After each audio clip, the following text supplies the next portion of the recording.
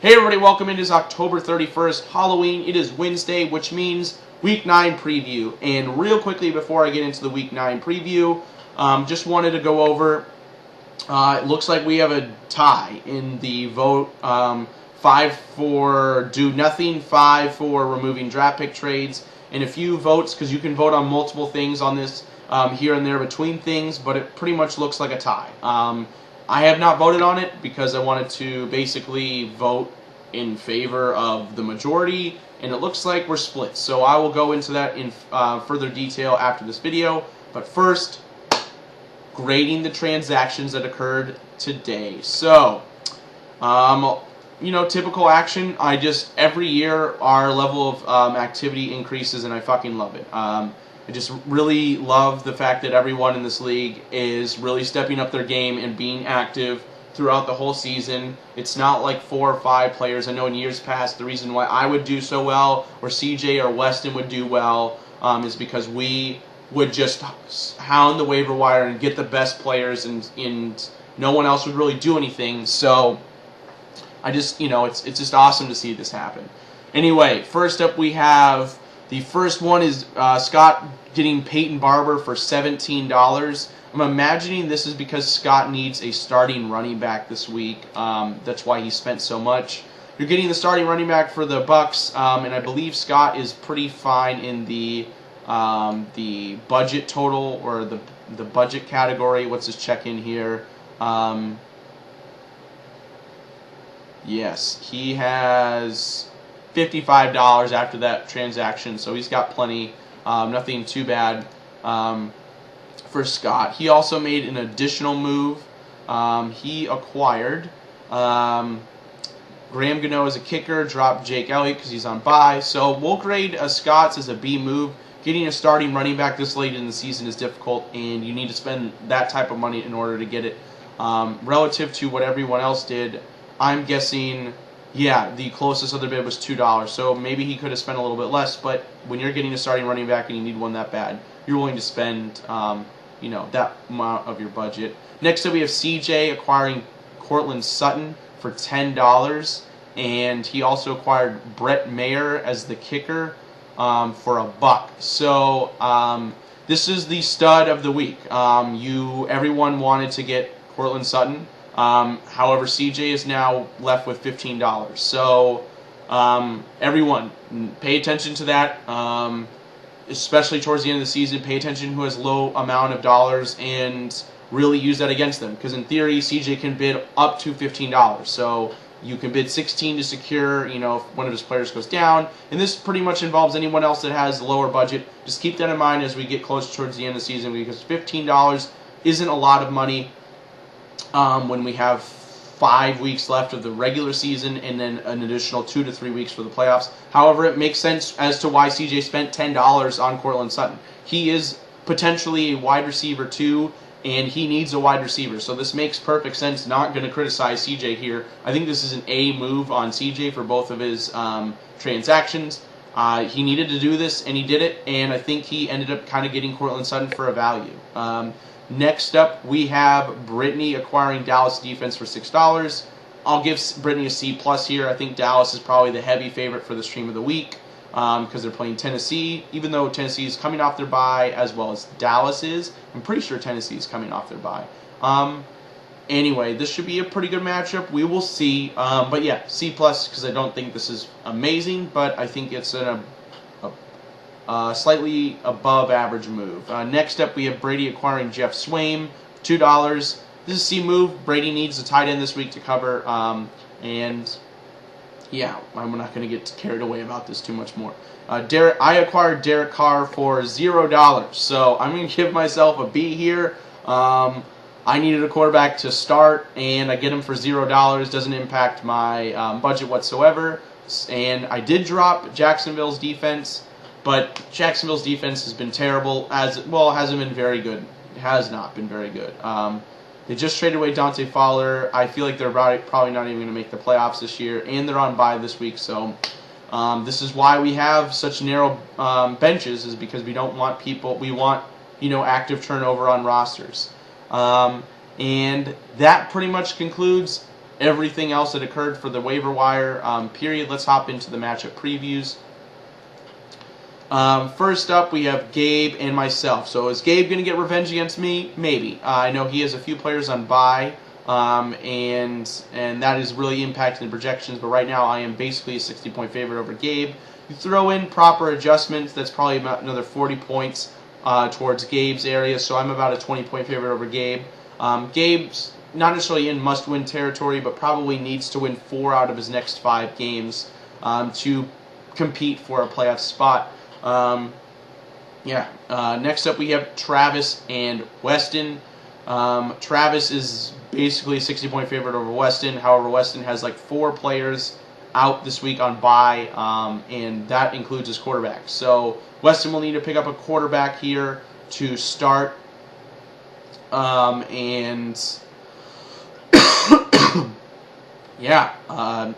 I think when you throw that in, there's probably about 50 points because the quarterback really accounts for about 20 projected points. This matchup will be relatively close, within 15 points. However, Travis would still be the favorite. Next up, we have Brady versus Katie. And Katie's kind of in must-win territory. Katie needs to win out in order to secure a playoff seed, or she will be joining Eli in Kumbaya and just trying to prepare for the shitstorm that is the ball sack. Brady looking pretty good here. Katie obviously needs to make some adjustments to her roster because of bye weeks and injuries. So I think probably Brady would be about a 15 to 20 point favorite after those adjustments are made. Next up we have Tori versus Jay. This is the main matchup of the week. 1st seed versus the 3 seed. Jay has a pretty considerable lead, is a pretty considerable favorite here, 28 points. Tori is out with doesn't have Saquon Barkley playing and doesn't have her stud tight end in Zach Ertz. Dalvin Cook has this, I don't know. I'm just gonna praise Gabe for this. At like week 2, week 3, he basically told me, he's like, Dalvin Cook, because of his ACL injury, you know, players tend to will like compensate with other muscles, and this impacted his hamstring, and he said this would linger, and it has. So props to Gabe for that call. Once Tori makes probably proper adjustments, Tori should probably drop Dante Moncrief, or a backup wide receiver, slide Dalvin Cook into the running back role, and then pick up a flex player to account for this. But Jay is probably going to be about a 15 to 20 point favorite over Tori once those adjustments are made. Next up, we have the other secondary matchup of the week. We have Scott versus CJ, the 4 seed versus the 7 seed. CJ is currently a 16 point favorite over Scott. I think this is primarily because both their kickers are out. So this will actually be a little bit more projected to be a high scoring matchup, probably the highest scoring matchup of the week. And I'm going to go on a limb and say only one of these 2 teams will make the playoffs this year, which is ironic because they both bet on whether or not I would make the playoffs at the beginning of the season. Scott said I would, which top 6. CJ said I wouldn't.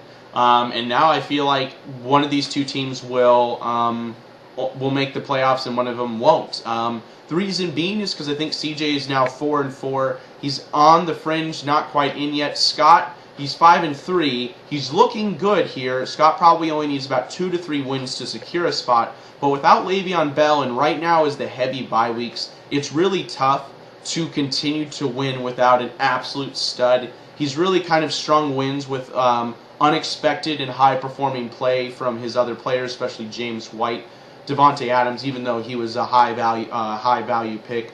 James White has been a great acquisition for Scott, but you know, you have to ask the question is how long will they continue to do this? Will this be like a Jay season where somehow he just strings it together? I don't know. We will see. But I think this matchup will start will point whichever team in the positive or negative direction.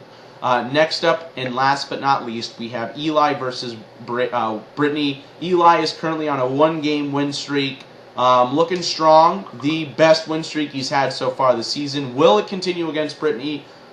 The projections say no. Brittany is a 40-point favorite over Eli. However, props to Travis for trading away Golden Tate. How did he know that Golden Tate was going to have 2 bye weeks? Who knows?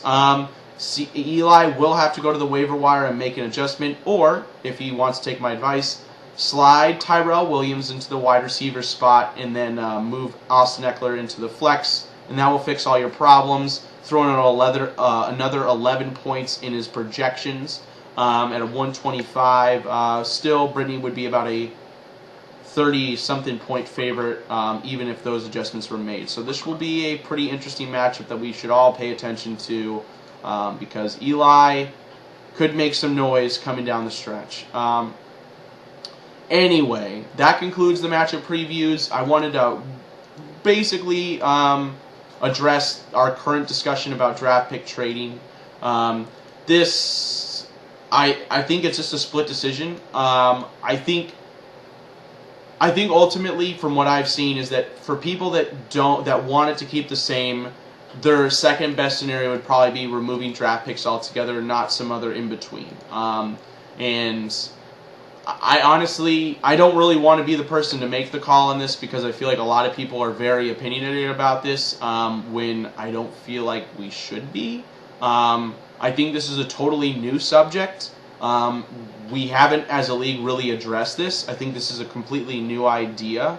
And with a new idea, I feel like we need to probably keep things the way they were before the season started, which was no one really considered this as a possibility. And I think most people, I think the more experienced people understand that, based off of their experiences in other leagues, is that tanking doesn't really help you. It can give you the illusion and maybe give you some slight support next year, but tanking, there is no, a pick could end up being an injury. We just don't know. So, and I think it's really difficult to value these players. So I think altogether we will remove draft pick trading for the remainder of the season. I don't know. I don't want it to impact Jay and my trade, because I feel like that trade has nothing to do with this debate of tanking. I think that was purely what the draft pick trades were for. But I understand people are saying, well, if it's not all, it's all or nothing in this situation, which is fine. I get that. I totally understand the logic. Now, I don't really know what we need to do with Travis and Gabe's trade, which is, I think, been the long discussion. My initial reaction is to, I don't know. I'm really split on this, people. I don't want to affect this trade because I have vowed I would never veto a trade in this league ever again. I never thought that this would be, and ultimately, I feel as if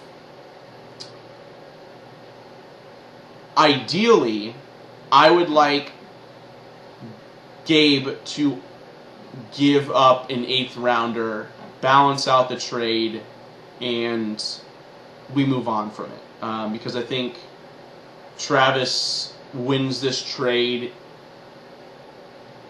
and I think especially when we're doing this, and this is the first time it's happened, there's really no value that's been put in place. And it's, I guess, trading is some form of free market. So I guess, and I'm kind of coming up with this right now as I think, because I didn't really know what I was going to say when I got to this point. I think ultimately, yeah, I think what we should do is we'll continue with the trade. We will be fine with the trade under one condition. There is one adjustment to it, is that Gabe sends an 8th rounder and not a 5th rounder. And that is kind of the one condition that I'm going to put on it, because I just think that I don't want to, I don't know, I don't want to interfere with this, but I also don't want it to be a trade that frustrates people / pisses people off, because it's, I think by a lot of people's minds, I don't know if it's highway robbery, but I think there's a clear winner on this.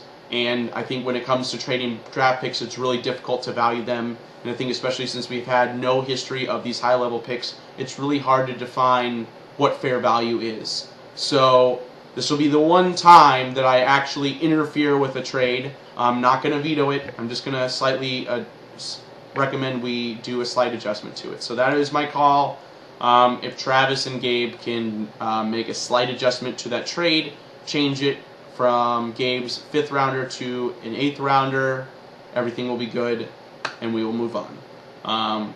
We will discuss this in the league forum. I am expecting a very wild and fun debate about this, because I don't know. I don't really know, because I really want it to be what you guys want. That's my job as commissioner. If everyone wants one thing, I'm not going to have an opposite opinion about it, because I want it to be fair. I just think that there's a larger discussion about this besides just draft pick trading, and I've mentioned that several times, and I'm not going to go over them again. So I think there's a larger discussion more than just the draft pick trading, and I'll leave it at that. So that concludes this week's video. Again, so sorry this is running really long. 16 minutes is a lot, and I appreciate your guys' patience and helping me figure out what we need to do as a league, because again, that's my job as commissioner. So anyway, peace out everyone, good luck, and make sure you set your starting lineups,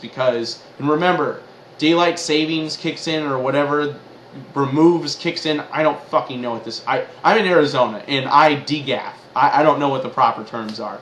Just know that the games start later on Sunday than they normally do, and they will do that, so on and so forth. So keep that in mind, people. Good luck. Peace out.